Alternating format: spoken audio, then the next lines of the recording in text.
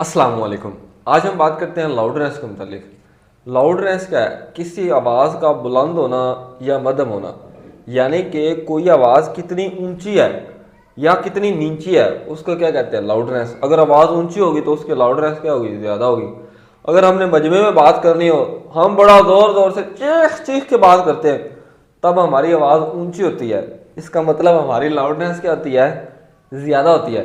लेकिन अगर हमने किसी एक शख्स से बात करनी है तो हम आराम से बात करते हैं, आराम आराम से, तब हमारी लाउडनेस क्या होती है? कम होती है। अक्सर हम कहते हैं या स्पीकर की आवाज़ कम कर दो, लाउड कम कर दो, ठीक है, या लाउड तेज़ कर दो। तो लाउडनेस क्या है?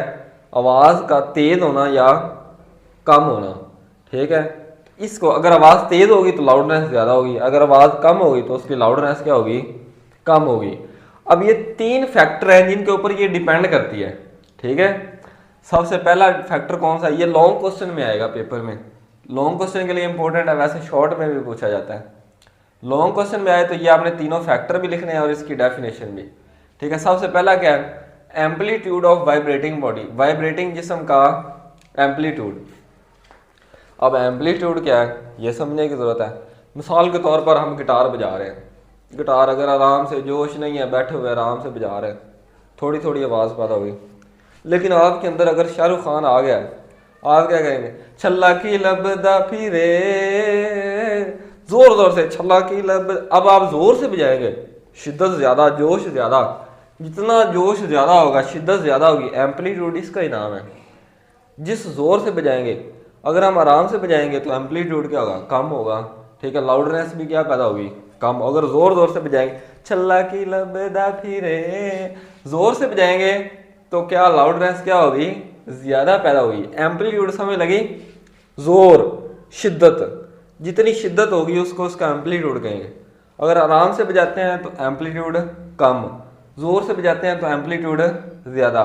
एम्पलीट्यूड ज्यादा होगा तो लाउडनेस भी ज्यादा होगी, एम्पलीट्यूड कम होगा तो लाउडनेस भी कम होगी।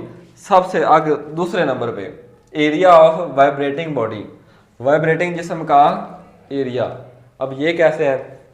मिसाल के तौर पर शादी है आपके किसी भाई की, आए हाय हाय, तो ढोली आता है, बड़ा ढोल वाला, ठीक है, उसके पास ढोल होता है बड़ा सा, हो जाता है, टेंशन न ले आपकी हो जाएगी। तो वो जोर जोर से ढोल बजाता है। अब उसकी आवाज़ बड़ी दूर तक जाती है, बड़ी दूर दूर तक आवाज़ जाती है, उसकी आवाज़ ज़्यादा पैदा होती है। लेकिन अगर किसी के घर बच्चा पैदा होता है तो वो ख्वाजा सर आते हैं, छोटी छोटी ढोलकी ले गए, छोटी सी, अब वो बजाते हैं तो उससे आवाज़ क्या पैदा होती है? कम पैदा होती है। तो ये जितना बड़ा ड्रम, अगर ड्रम बड़ा होगा, ढोल बड़ा होगा, तो आवाज़ क्या पैदा होगी? ज़्यादा पैदा होगी, ज़्यादा मज़ा आएगा, ठीक है। और अगर ढोल छोटा होगा तो आवाज़ कम पैदा होगी, ठीक है। तो ये दूसरा पॉइंट समझ लगा, वाइब्रेटिंग जिस्म का एरिया, यानी कि जो जिस्म वाइब्रेट हो रहा है, अगर वो बड़ा है तो आवाज़ ज़्यादा, तो लाउडनेस ज़्यादा। अगर वो ढोल छोटा है तो लाउडनेस क्या होगी? वो भी कम पैदा। ये दोनों डायरेक्टली प्रोपोर्शनल है, ये भी डायरेक्टली प्रोपोर्शनल लाउडनेस के और ये भी डायरेक्टली प्रोपोर्शनल है। तीसरे नंबर पे distance from vibrating body, vibrating जिस्म से फासला। अगर आप दूल्हे के पास खड़े हैं चिवट के, आपको बड़ा मज़ा आएगा, आपको आवाज़ ज़्यादा आएगी, जोश ज़्यादा आएगा, नाचने को ज़्यादा दिल करेगा। लेकिन अगर आप दूसरे वाले खड़े हैं तो ढोल की आवाज़ आपको क्या आएगी? कम आएगी। फासला जितना ज़्यादा होगा लाउडनेस उतनी कम होगी, फासला जितना ज़्यादा होगा आवाज़, लाउडनेस उतनी, आवाज़ उतनी कम, ठीक है। अगर ढोल के जितना करीब जाएंगे आवाज़ ज़्यादा हो जाती जाएगी, ज़्यादा जज्बा जोश बनेगा। उम्मीद आपको समझ लगी होगी लाउडनेस और इसके तीनों पॉइंट। मैं एक दफ़ा फिर रिपीट कर देता हूँ कि लाउडनेस है किसी आवाज़ का बुलंद होना या मध्यम होना, तीन फैक्टर के ऊपर डिपेंड करती है। सबसे पहले एम्पलीट्यूड, एम्पलीट्यूड का मतलब किसी की ज़ोर, शिद्दत, ज़्यादा ज़ोर से बजाएंगे कोई चीज़ तो लाउडनेस भी ज़्यादा पैदा होगी, ठीक है। दूसरे नंबर पे वाइब्रेटिंग जिस्म का एरिया, ये मैंने आपको बताया, ढोल बड़ा होगा तो लाउडनेस ज़्यादा, आवाज़ ज़्यादा पैदा होगी, ढोल छोटा होगा तो आवाज़ कम पैदा होगी। तीसरे नंबर पे ढोल के जितना करीब खड़े होंगे आवाज़ ज़्यादा होगी, और ढोल से जितना दूर जाएंगे आवाज़ उतनी कम होगी। ये दोनों डायरेक्टली प्रोपोर्शनल, और ये तीसरा क्या है?